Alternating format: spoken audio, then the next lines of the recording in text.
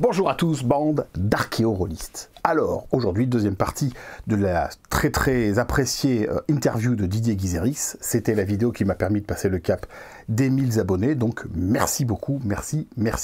Cela dit, il ne faut pas se relâcher. N'hésitez pas à vous abonner, à appuyer sur le pouce bleu, là, le machin, et puis surtout à partager, parce que ça marche super bien, et ça permet de développer la chaîne et de permettre d'aller plus loin dans tout ça. J'en profite aussi pour vous demander dans la zone de commentaires de commenter, et de me mettre un petit peu ce que vous attendez de la chaîne, parce que j'ai pas mal d'idées pour 2025, j'ai envie de passer à la vitesse supérieure, mais voilà, je voudrais quand même faire un truc qui vous plaise, au-delà des interviews, des chroniques, etc., peut-être un peu de narratif, des collabs, bon, on verra tout ça. Voilà, donc bah écoutez, générique.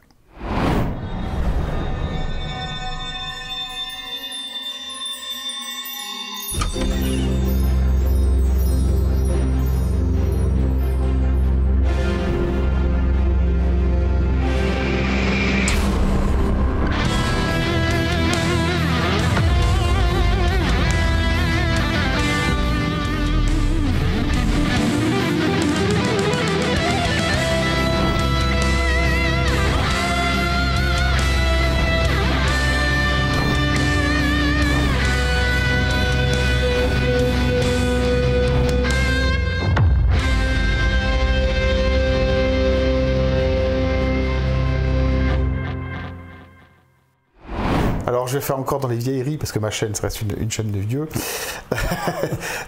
Avant Charlemagne, ça te parle? Alors, avant Charlemagne, moi, j'ai pas réussi à y jouer. Pourtant, voilà, je connaissais bien suffisamment de personnes pour y jouer. J'ai pas eu l'occasion d'y jouer parce qu'en fait, au tout début de Casus, il n'y avait que Donjon. Et j'écrivais, je co-écrivais ou je finissais l'écriture de Donjon de François Frodeval. Et donc, le monde était simple. Et puis est arrivé effectivement d'autres jeux. Bon, j'ai tout de suite accroché. Alors, j'ai tout de suite accroché à l'Appel de Cthulhu, qui était très différent. Donc, Donjons et Dragons, Appel de Cthulhu, Donjons et Dragons, ça marchait très bien. Après, j'ai joué un petit peu à RuneQuest et j'ai beaucoup aimé. Mais typiquement, par exemple, ça rejoint ce que tu disais avec Vampire. RuneQuest, c'est mieux si on y joue régulièrement. Or, moi, je jouais dans un club, puis dans un autre, où je faisais jouer des copains, je faisais découvrir le jeu à des amis, etc. Du coup, j'ai rarement eu l'occasion, par exemple, de rentrer dans des campagnes, à part récemment, mais ça c'était il y a une dizaine d'années, donc on est déjà sur 2015, 2010-2015, avec un vieux groupe de copains, où effectivement c'était chacun son tour d'être meneur de jeu, et si on devait jouer 3 mois, on jouait 3 mois, si on devait jouer 2 ans et demi, on jouait 2 ans et demi sur une règle qui fonctionnait bien, et puis un scénario, enfin une campagne. Donc là oui, j'ai pu jouer sur du long terme, et c'est un vrai plaisir, d'autant que j'ai 95% du temps, tant que j'étais Casus, j'étais meneur de jeu. Là j'ai pu enfin être joueur. Et c'était waouh, c'est bien, mais pieds sous la table et waouh, découvre le truc. Voilà. Alors il faut plus réfléchir parce qu'on ne sait pas. Le meneur de jeu il sait, sauf les bêtises qu'on va faire. Donc c'est assez différent, mais j'ai beaucoup apprécié. Mais je pense que rentrer dans les choses, donc à l'époque avant Charlemagne, j'étais déjà en train de relire, de feuilleter par exemple des jeux qui nous arrivaient pour dire à quoi ça ressemble, à qui on va le donner, qui va effectivement être à la fois critique et en même temps va apprécier le jeu, savoir apprécier le jeu. Et dans l'équipe de Casus, il fallait quand même un petit peu réfléchir, lire. Donc il y avait énormément de temps qui était bouffé par la maquette, les contacts avec les clubs, avec les gens, avec les rédacteurs, etc. Donc, avant Charlemagne, c'est un jeu auquel je n'ai pas eu le temps de jouer. Bien, hélas. même pas une petite partie de démo, hélas. Mais pas un petit peu. Alors, il y a quelque chose que tu as dû entendre. Alors que Empire Galactique, oui. Ah, bien, Empire Galactique. Et aussi, les gens de Celtic, oui. Les gens de Celtic, 3 heures, enfin, on a joué assez. J'ai joué une partie, dont les 3/4 étaient la création de personnages, et après, comme beaucoup, je suis mort. Mais au moins, j'y ai joué. Oui, c'était une époque un peu dure des jetons. Donc tu as fait partie d'une équipe de créateurs qui a participé sur un projet qui semble très important de redétailler pour ceux qui n'ont pas perçu ça, qui s'appelle l'élite, hein, qui est donc, si c'est pas la plus belle, pour moi c'est la plus conséquente participation de Cassius Belli à l'univers du jeu de rôle. Alors ça n'engage que moi, hein, mais voilà, c'était quand même c'est quand même un projet incroyable, l'élite, que vous avez mené au fil des années. Oui, bah en fait, ce qui est assez intéressant, c'est justement, je parlais tout à l'heure des gens qui peuvent jouer sans règles parce qu'ils ont la chance d'être dans un groupe qui fonctionne. Pas forcément homogène d'ailleurs, hein, j'ai dit homogène, mais c'est faux en fait. Un groupe où justement ça tourne bien, où tout le monde... Et je crois que la élite, ce qui était intéressant, c'est que quand on l'a créé, on avait déjà un peu de bouteille à Casus, on avait quelques années de roulement. Et alors, un des trucs, bon, moi, je suis pas toujours fier de... Enfin, je suis un peu un boulet, je suis un peu des fois dans la lune, je perds du temps, etc. Je rends les trucs en retard. Mais par contre, il y a un truc dont j'étais assez content, c'est effectivement, même si je n'étais pas le seul intervenant, c'est d'avoir petit à petit constitué une équipe, justement, une équipe à la fois hétérogène de gens qui fonctionnent ensemble. On a quand même des... Voilà, on a quand même d'un côté Denis Gerfaud, de l'autre Pierre Rosenthal. C'est des gens qui ont des personnalités extrêmement différentes, et notamment, par exemple, dans la élite, il y a aussi, même si il n'a pas une terrasse proprement dit, il y avait Frank Stora. Frank Stora qui est quand même un wargamer, un vrai wargamer historien, qui dans la vie a eu des responsabilités importantes au niveau de la mise sur le marché de la grande médecine, enfin des médicaments, etc. Enfin, il a été dans des instances hyper sérieuses dans le domaine de la médecine, et qui a quand même collaboré énormément. Il a passé beaucoup d'heures à collaborer à Casus, soit pour faire des critiques de wargame, voire même des scénarios ou des choses comme ça, soit pour écrire des super scénarios de l'appel de Cthulhu, ce qui est quand même pas tout à fait le même registre. Et on a des profils, voilà, donc Denis Gerfaud, Denis Beck, Jean Balcezac, etc. Ou notre maquettiste Jean-Marie Noël, qui maintenant fait de l'animation, enfin fait MJ professionnel et avec beaucoup de succès. C'était des personnalités très très différentes qui, se rencontrant sur une convention, auraient peut-être discuté 30 secondes et décidé que non, ils ne s'entendaient pas spécialement. Et en fait, on a réussi à les réunir dans Casus, et en collaborant et en discutant, à se rendre compte de justement des connexions qu'ils pouvaient avoir. Et donc quand on a décidé, en fait on a d'abord fait Alarian. Alarian, en fait, j'en ai écrit une bonne partie, mais en collaborant avec d'autres gens de l'équipe. Et l'idée, c'était de condenser, de faire des espèces de pop-corn. C'est un truc comme ça, on le met dans le four et pop, tout d'un coup, ça devient 10 fois plus grand. Donc, c'est de faire un truc assez ramassé, très court, mais dont chaque phrase, chaque mot, chaque nom de personnage faisait dire au MJ ah ouais, j'ai une idée de scénario là-dessus, je vais rebondir. Et ça avait assez bien marché, et donc dans l'équipe, les gens disaient ah ouais, il faudrait qu'on refasse un truc un peu comme Alarian, mais en plus ambitieux, quoi. Donc un jour on est allé à la pizza du coin, qui se retrouve donc la pizza du 4 faces, qui est dans la Élite 1. On est allé manger assez tôt, genre 11h30, midi moins le quart, pour avoir une grande table, etc. Et je pense qu'on est resté jusqu'à 4-5 heures de l'après-midi. Et à 4-5 heures de l'après-midi, on avait toutes les prémices de la Élite, avec toi ta mission c'est ça, toi ta mission c'est ça, toi t'as telle terrasse, telle terrasse, telle terrasse, tel truc. Et en fait, chaque terrasse représentait la personnalité de son créateur, sauf qu'en 5 heures de discussion vive, chacun partait en ayant un petit bout de terrasse de chacun des autres dans la tête déjà. Et lui va faire ça, donc je suis pas obligé de le faire, ou alors je peux lui renvoyer la balle, ou alors je peux accentuer son truc si de mon côté j'ai des gens qui sont un peu antinomiques mais qui vont là. Et donc chacun est reparti avec vraiment la Élite dans la tête, quoi. Sa terrasse déjà en gestation, et puis celle des autres déjà, voilà. Et donc c'est comme ça que ça a démarré. C'était un peu, c'était pas risqué, parce qu'on ne prenait pas un risque, si on s'était planté, si ça marchait pas bien, c'est pas très grave, puisque c'était pas hors série tout de suite, ça a d'abord été présenté dans un casus, puis les prolongations dans les suivants. Mais dès le premier casus où c'est sorti, on s'est dit waouh, on était super content du résultat, quoi. Il y avait un travail de... mais au final, maintenant, avec la dernière édition là, qui a été pledgée sur Internet, qui est donc un énorme travail de Jean-Marie Noël, justement. Il n'est pas tout seul, bien sûr. Hein, non, mais il était là au début. Donc, justement, c'est quelqu'un qui a l'esprit très structuré, qui va chercher loin les infos, et donc qui a vraiment aidé à ce qu'il y ait à la fois la cohérence interne de l'ouvrage, mais aussi la cohérence avec le passé, quoi. Tout à fait. Mais du coup, on se retrouve avec un ouvrage d'une densité incroyable. C'est que, oui, c'est des petits pop-corn, mais il a tellement qu'en plus, ça ferait une belle quantité de pop-corn. Une belle quantité de pop-corn. On peut voir 2-3 films avec ça. Ouais. Très... Ce qui est intéressant, justement, chez Black Book, c'est que quand ils reprennent des trucs comme ça, Black Book, c'est des gens qui, au départ, étaient des fans de Casus Belli.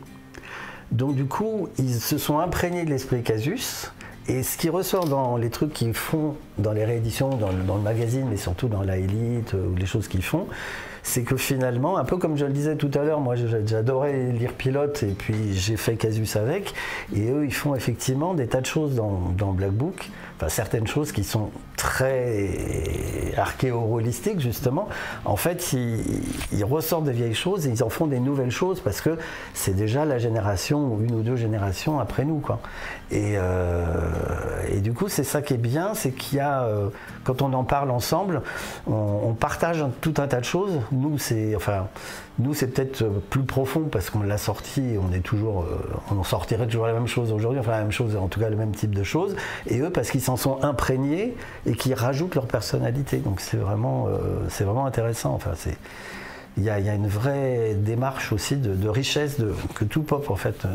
Que tout serve, que chaque mot, que chaque petit bout serve à des meneurs de jeu à se dire tiens, là je vais délirer sur ce petit bout de phrase parce que je le sens bien, dans le cadre général. Les petits encarts dans les côtés des colonnes, là, oui, voilà. Il y a des bijoux qui traînent, qui sont très très bien.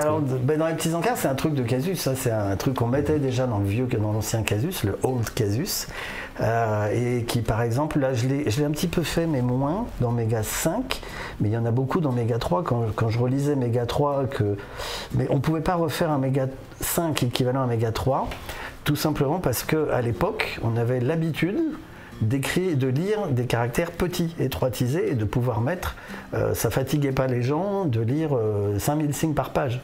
Ce qui est énorme, c'est l'équivalent normalement de 2 pages, qui tenaient en une seule. Donc on pouvait mettre beaucoup de petites infos, de clins d'œil, de remarques, de digressions, de choses comme ça. Et c'est des bouquins qui sont super denses, et j'étais un peu frustré quand j'ai fait le 5, de relire le 3 et de dire « Ah ouais, ça c'est trop bien, ouais mais j'ai pas la place. Ah puis celui-là, j'ai pas la place non plus. » Oui, c'est que les livres de jeux de rôle ont... Ouais. Commencer à grossir.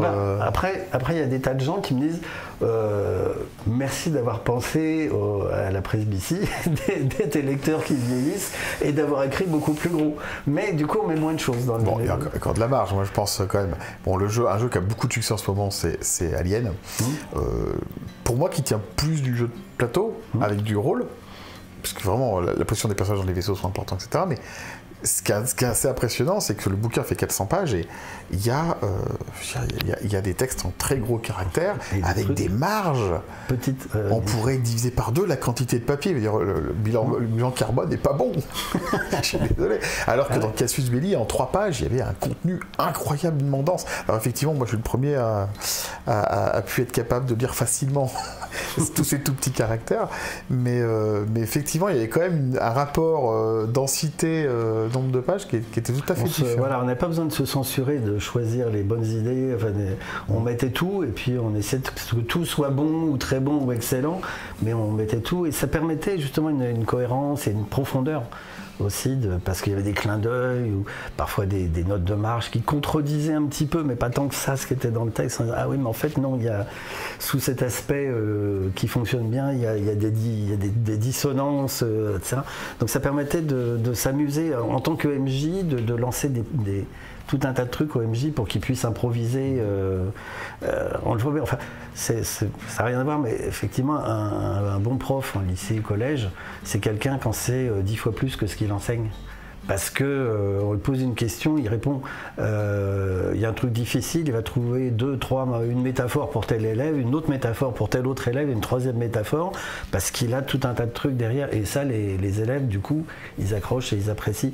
Et je pense qu'en jeu de rôle, surtout quand on fait les règles et le background, il faut être assez concis, mais dès qu'on part dans des suppléments, des scénarios, des choses comme ça, je pense que c'est important, au contraire, de penser au MJ. OMJ, encore une fois, on parle au pluriel, avec un petit S, et de dire, tiens, je vais balancer ci, je vais balancer ça, il y en a qui aiment ci, je vais leur balancer tel truc, telle énigme, telle contradiction, etc. quoi. C'est un de mes fers de lance aussi. Bon. Il n'y a pas longtemps, je discutais à Octogone, justement, sur l'écriture des scénarios avec un créateur qui se reconnaîtra, qui est en train de pledger un jeu, sur lequel je disais que le plus important... On parlera un petit peu des scénarios tout à l'heure, mais le plus important quand on écrit un scénario, contrairement à ce que croient les gens, c'est pas ce que va faire les joueurs, c'est ce que vont faire les protagonistes. Qu'est-ce que les méchants ont prévu? Qu'est-ce qu'ils feraient dans quel cas? Qu'est-ce qu'ils voudraient obtenir? Qu'est-ce qu'ils sont prêts à faire pour l'obtenir? Où est-ce qu'ils iraient si jamais on est dans telle situation? Où est-ce qu'ils iraient s'ils étaient dans telle autre situation? Et si c'est ça qu'on conçoit, on a un maillage qui est prêt à attendre ce que les joueurs vont apporter. Et je trouve qu'énormément de scénarios, pour pas dire quasiment la totalité, sont encore focalisés, commencent quasiment systématiquement par vos joueurs font ci, vos joueurs font ça, alors qu'on sait très bien que dans les 15 premières secondes, les joueurs vont faire complètement autre chose. Ouais. Est-ce que tu me rejoins un peu là-dessus? Est-ce que tu penses complètement, complètement. Dans la campagne là, que je suis en train de rééditer, malheureusement, j'ai été bien malade au début de l'année. Et j'ai eu le cerveau, j'ai pas dormi pendant 3 mois, quoi. Donc je tousse encore, mais j'ai toussé jour nuit pendant 3 mois. Donc du coup, je suis en retard sur ce Ethnic parce que j'avais le cerveau mais lobotomisé complètement. C'est ce que fait un petit peu l'auteur, c'est-à-dire que c'est très littéraire, il y a même il y a des trucs à lire parce que c'est impossible de les improviser avec des personnages qui s'expriment de façon bizarre, mais quand même à la fin, il y a en résumé, machin dit ça, machin cherche ceci, machin s'est gouré, machin ignore que ceci, et trucs voilà. Et on a un petit peu tout en fin de chaque petite partie, sous-partie même, il y a un petit résumé de ce dont il faut se souvenir, ce qui fait que les noms des protagonistes, les lieux et puis les interactions sont résumés en 20 lignes, quoi, un truc comme ça. Et ça, c'est un bon truc, quoi. Alors, c'est pas dans toutes les scènes, mais justement en rewritant, je le refais, puisqu'il a pris le pli, l'auteur, de faire ça. Et je pense que c'est important. Moi, alors, ce que j'essaye, moi, puisque je maquette souvent mes propres... enfin, des trucs de mes gars, c'est que j'essaye de faire beaucoup de sauts de ligne. Ce qui fait que du coup, quand on cherche un truc, c'est pas perdu dans un pavé gris comme ça, c'est plop plop plop, c'est le 5e spot, c'est le 5e ou 6e spot de la page, et donc on sait, voilà, hop, on retrouve ça aide un petit peu. Et en même temps, le côté littéraire est important parce que c'est lui qui t'emmène. Le MJ a besoin de croire et il a besoin même d'avoir le souffle, de recevoir le souffle pour pouvoir le retransmettre. Et là, par contre, c'est mieux d'être littéraire. Mais il ne faut pas faire du verbe pour le verbe. Enfin, il ne faut pas tirer à la ligne. Moi, je serais assez preneur, par exemple, dans un scénario où on a mis plein de numéroter les paragraphes. Et d'avoir quelque part une clé d'entrée qui dit si vos joueurs seraient plutôt en train de faire ça, allez voir en 33. On a tellement d'expérience sur les livres dont est le héros, sur les labyraux, sur tout ça. On ne l'a pas appliqué encore au scénario pour les MJ. Je repose la question de la même façon que j'ai posée à Rosenthal, qui est, à ton avis, est-ce que c'est que parce que c'était des très bons jeux qui avaient énormément de succès, il y a eu des scénarios, ou est-ce que parce qu'il y a eu des scénarios, ça a été des très bons jeux? Je pense que c'est dur de trancher entre l'œuf et la poule, mais c'est vrai que en fait, il y a le très bon jeu, c'est pas seulement, enfin, c'est aussi la motivation du jeu. La motivation, tu as envie de rentrer dans tel univers. Et à partir du moment où tu as envie de rentrer dans l'univers, c'est un bon jeu. Et il faut, donc si tu joues beaucoup, tu as besoin de scénario. Casus Belli a beaucoup soutenu des jeux auxquels on croyait ou qu'on aimait, en publiant des scénarios, même quand c'était pas typiquement, même c'était pas de chez nous, c'était Animonde, on aimait bien ce truc de Croc et on a passé des scénarios pour Animonde alors qu'il avait du mal à trouver son public et Croc est resté assez déçu en disant parce qu'il il aimait bien son jeu et il a été assez déçu que les gens ne rentrent pas assez dedans. Bon, bah, c'est un jeu sur lequel on a quand même passé des scénarios justement pour que les gens se rendent compte. Et on passait volontairement des scénarios, comment je pourrais dire, une des choses que moi je demandais aux rédacteurs, c'est voilà, le jeu on peut faire plein de choses, mais toi, dans ce jeu, qu'est-ce qui te semble le plus important de pouvoir jouer, d'avoir le plaisir de jouer, et fais un scénario qui mette ça en avant. C'est-à-dire que je pense que beaucoup de scénarios, ça peut être des délires personnels des gens qui les écrivent, mais ce qui est important dans les scénarios qui sont publiés, que ce soit par l'éditeur ou par des magazines ou sur des sites qui publient des trucs, c'est pas juste de se faire plaisir en disant tiens j'ai une idée, c'est qu'est-ce qui me plaît dans ce jeu et comment je peux le mettre en avant, le rendre vraiment séduisant, punchy, visible, compréhensible. Et à partir de ce moment-là, si on fait un scénario comme ça, les gens vont rentrer dedans en disant « Ah ouais, on peut faire ça avec ce jeu, donc j'ai envie d'y jouer, j'ai envie d'amener mes copains dedans, j'ai envie d'autres scénarios. » Donc je pense que l'importance des scénarios, c'est effectivement que le jeu soit bon, permet les bons scénarios, et les bons scénarios permettent effectivement d'ouvrir le succès sur le long terme, quoi. Donc c'est assez important. Le côté moi j'aime bien aussi les one-shots parce qu'effectivement, à partir d'un moment s'installe une certaine routine, y compris une routine même si on joue à plusieurs jeux. Et donc typiquement là j'ai joué récemment au Gardien de l'Éther en test. Et en fait, théoriquement, ça aurait été des principes de jeu qui ne sont pas ma tasse de thé. Parce qu'il y a les combats qui sont sur une espèce de jeu de plateau. Et en même temps, ce qui est génial, c'est que ça fonctionne très bien. Et c'est tout à fait en cohérence avec le côté justement un peu abstrait ou spirituel du jeu, où on rentre dans des symboles et on revient dans le vrai monde avec ces petits accessoires, ces petits objets à la fin, mais sur des trucs vraiment dramatiques. C'est complètement cohérent que ça soit dans le symbole. Et du coup, je suis complètement rentré dedans parce que ça fonctionne bien. Et j'espère que le jeu va bien fonctionner. Parce que effectivement, et pourtant, moi, je préfère le jeu. Alors, ce qu'on appelait simulationniste. Alors, simulationniste, souvent pour les jeunes générations, ça veut dire super compliqué, parce qu'il y a des règles pour tout, le vent, le machin. Et ces gens qui n'ont jamais joué à Rollmaster, parce que ça, enfin, si on les faisait jouer. Si on les obligeait à jouer un week-end complet sur Rollmaster, après ils ne diraient plus que les autres jeux sont simulationnistes. Et pourtant on y a joué, énormément de gens, ça a eu beaucoup de succès. JRTM qui est basé dessus. JRTM, ouais.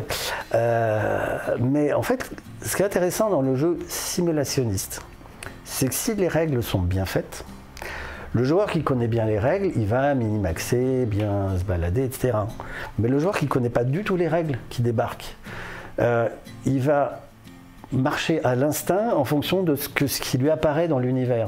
Et si le jeu est bien foutu, les réponses à ses actions vont être les bonnes réponses. Enfin, je veux dire, même s'il se plante, même s'il se prend une baffe parce qu'il a attaqué un troll de 3 mètres de haut, il a attaqué le troll de 3 mètres de haut en sachant qu'il allait se prendre une baffe et il va réellement se prendre une baffe. Et en fait, la démarche simulationniste, c'était de trouver des règles qui permettent que quand on prend une décision dans le jeu, les conséquences soient celles qui probablement se passeraient le plus dans la réalité. Ou dans cet univers-là. Dans cet univers-là. Et donc un bon jeu simulationniste de course de bateau, et ben un gars qui ouvre la boîte, qui lit les règles pour la première fois, va pas gagner face à un type enfin un type ou une fille, qui fait de la voile et qui dit ok ben je vais à droite, je vais à gauche, je me mets sous le vent.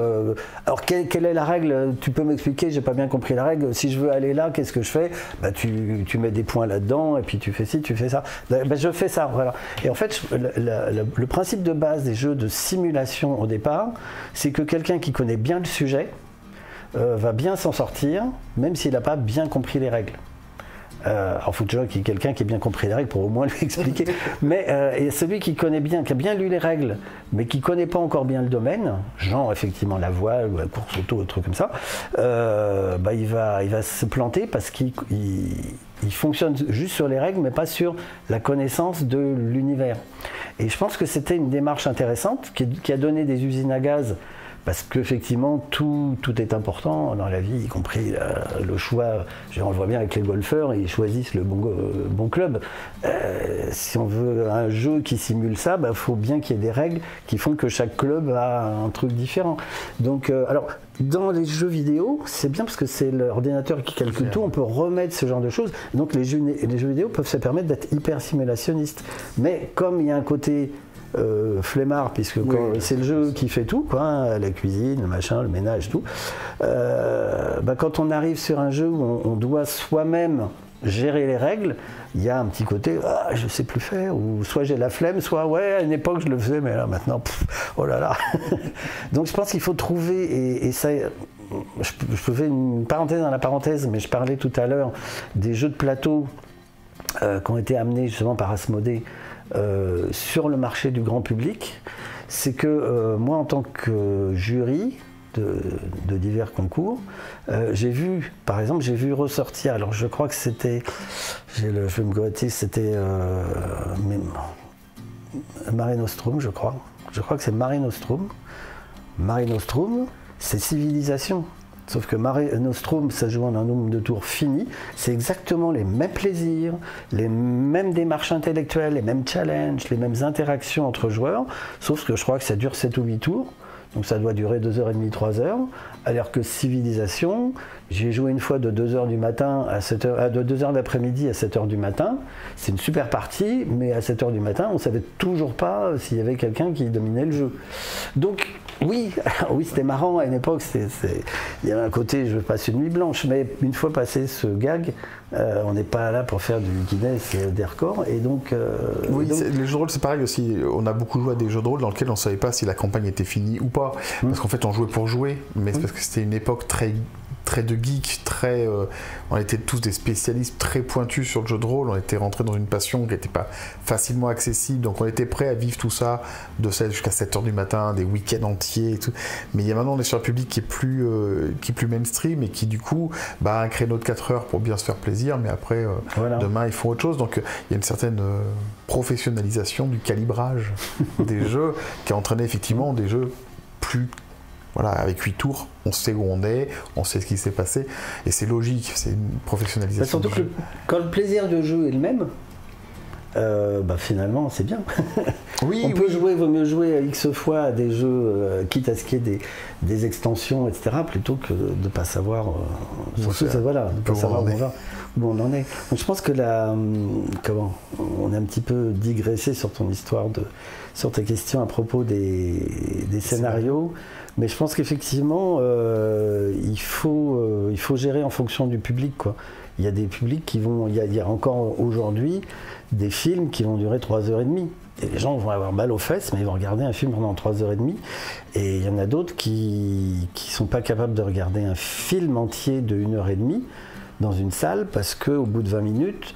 faut qu'ils fassent un break, faut qu'ils se lèvent, faut qu'ils aillent boire un café, faire autre chose, qu'ils reviennent, ils vont suivre, hein, mais ils vont suivre ça comme une série, quoi, par petits morceaux, en s'arrêtant.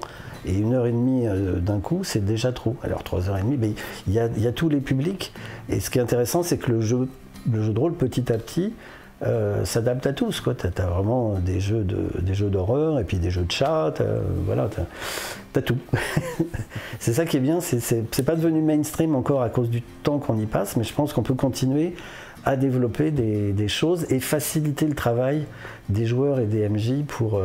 Moi, dans la campagne que je fais, là, je pense pas que ça va être possible, parce que c'est vraiment trop ancré. Le problème de mes gars, c'est que soit tu fais des jeux de découverte initiation, les joueurs ne connaissent pas, et alors ce qui est bien, c'est que tu peux leur faire jouer des contacts, c'est-à-dire des gens qui ne sont pas messagers galactiques, qui sont des contacts sur place. En gros, tu leur dis, vous êtes Men in Black, novice, vous savez qu'il y a des extraterrestres, vous n'êtes même pas allé voir la base ou truc comme ça. Vous savez qu'il y a des extraterrestres, vous en avez vu une fois ou deux, vous avez des trucs bizarres, donc il y a forcément quelque chose au-dessus. La Terre doit continuer à ignorer qu'il y a des extraterrestres, et voilà, entre le film Men in Black qui donnait référence, et puis deux, trois, hop, on est parti, on joue.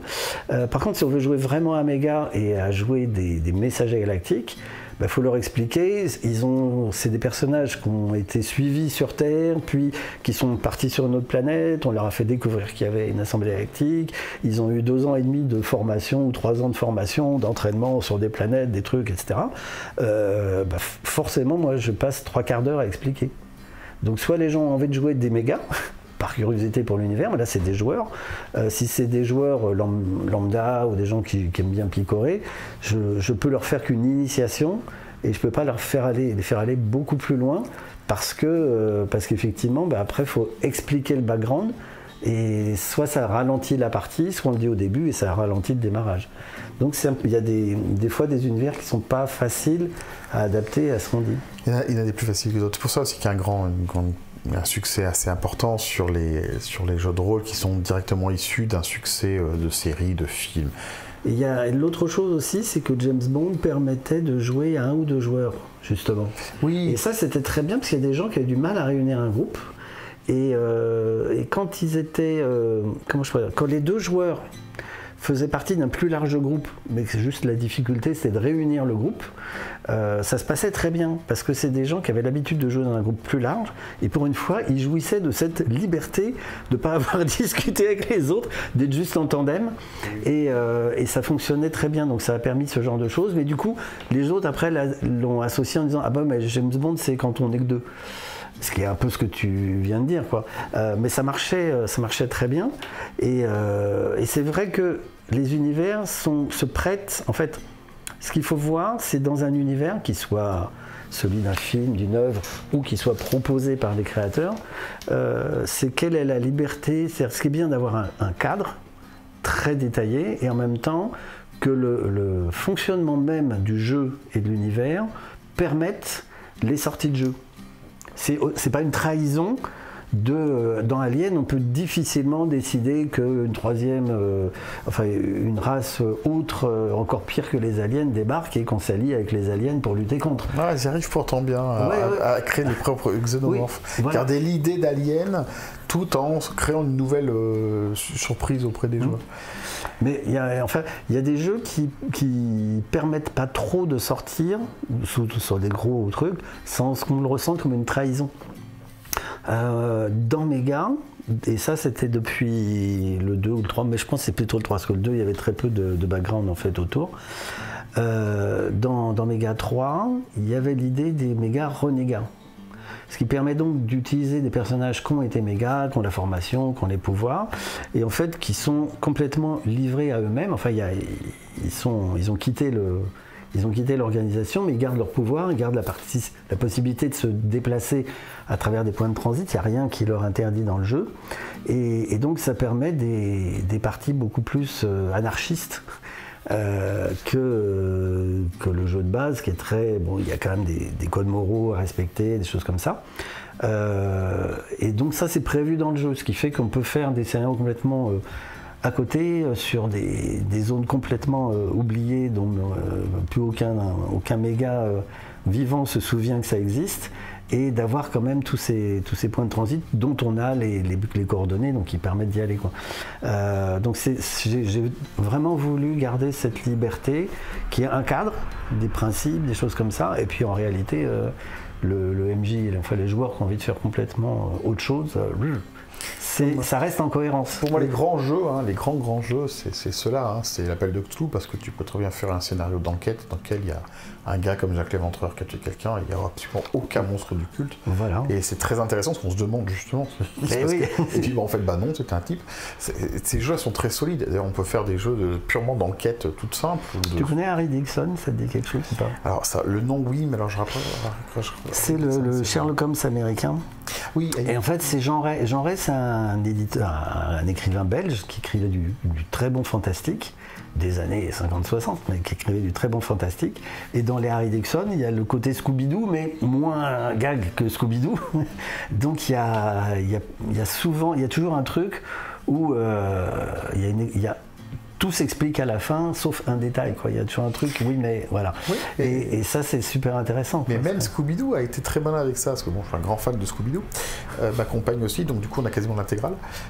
Et en fait, Scooby-Doo, c'est quasiment systématiquement un gars qui est déguisé, à la fin, on enlève le masque. Sauf un. Il y en a un où c'est des vrais monstres. Ouais. Et du coup... Ça m'intrigue ce truc. Enfin, parce que du coup, le fantastique est vraiment là. Et là, on se fait complètement surprendre en disant, mais en fait, là, ils nous ont eu, quoi. Ouais. Et ben, ça arrive, ça arrive. Il y a un moment donné, il y a vraiment. Il n'y a pas de jeu de rôle Scooby-Doo, tiens. Il y a une licence à rectifier. Alors, il y en a une affaire, là, Alexandre. Si tu vois Alexandre Astier, bien sûr, tu vois la vidéo, par miracle. Le jeu de rôle de Camelot que tu as envie, il faut le sortir. Le jeu de rôle de clairement. Sur un moteur bras cassé, j'ai des idées, il faut qu'on s'appelle. Mais un système où on joue des personnages bras cassés et qu'au contraire c'est dans ce qu'on est nul qu'on veut agir. On veut absolument faire. C'est typiquement dans Toon. Oui. Dans Toon, quand tu marchais dans le vide, fallait rater ton jet d'intelligence. Tant que tu ne t'apercevais pas que tu étais dans le vide, tu pouvais marcher dans le vide. Dès que tu réussissais ton jet d'intelligence, c'est voilà. Très drôle. Il y a des mécanismes comme ça qui permettent effectivement de jouer de l'absurde. J'adore tous ces jeux où le système de règles est vraiment fondu dans l'esprit de l'univers. Il fait pour, il fait pour. Comme Paranoia, bon, grand grand truc. Immense fan. J'ai fait une vidéo là-dessus, vous savez ce que j'en pense. C'est vraiment un jeu. Je sais pas ce que toi t'en penses d'ailleurs de Paranoia. Alors j'y ai joué un peu. Je suis pas allé jusqu'au moment où ça devenait un univers perso, enfin un truc dans lequel j'étais immergé. J'ai fait deux parties test. Et donc oui, j'adore. Après, on a publié des scénarios, etc. Donc moi j'adorais ça parce que ça permettait... l'excellent Sous-marin jaune. J'ai trouvé ça génialissime. Cassius, là, ils ont fait un cadeau à l'univers Paranoia. Le Sous-marin jaune, ils entendent une musique là, des Béatleux qui passe dans les haut-parleurs. Et puis il y a des vols partout dans les secteurs jaunes. Les gens piquent des pièces et tout ça pour essayer de fabriquer ce fameux sous-marin jaune. Ça, c'était de la belle histoire. Mais on avait des très très bons collaborateurs. Ouais, c'était génial. C'est ça qui était, moi que j'ai aimé, c'était cette... on laissait pas les auteurs tout seuls, donc on leur balançait des trucs, mais ils avaient carte blanche après pour en faire ce qu'ils voulaient. Donc à la fois ils se sentaient pas abandonnés ou devant la feuille blanche, souvent ils partaient déjà avec et en même temps ils étaient totalement libres et ça donnait des trucs. Enfin, Denis Gerfaud sur RuneQuest ou des choses comme ça, il y avait des super scénarios. Et voilà, donc là c'est terminé. Je ne vais pas mettre le générique de fin parce que c'est un peu lourd. Je vais plutôt vous proposer de rebondir sur d'autres vidéos qu'il y a sur ma chaîne, puisque vous avez l'air d'apprécier les interviews de Grand Monsieur du jeu de rôle. Donc je vous mets ici le lien vers la vidéo de Monsieur Rosenthal, les vidéos de Monsieur Rosenthal, mais également les vidéos de Monsieur Jean-Marie Noël. Également une vidéo que j'apprécie beaucoup parce qu'elle me demandait beaucoup de travail, mais que j'espère qu'elle vous plaira. Et ben la Chronicle 6 sur les livres dont vous êtes le héros. Et enfin, je mettrai en bas à droite la troisième partie de l'interview de Monsieur Guizerix la semaine prochaine quand elle sera terminée. Voilà, et ben à bientôt.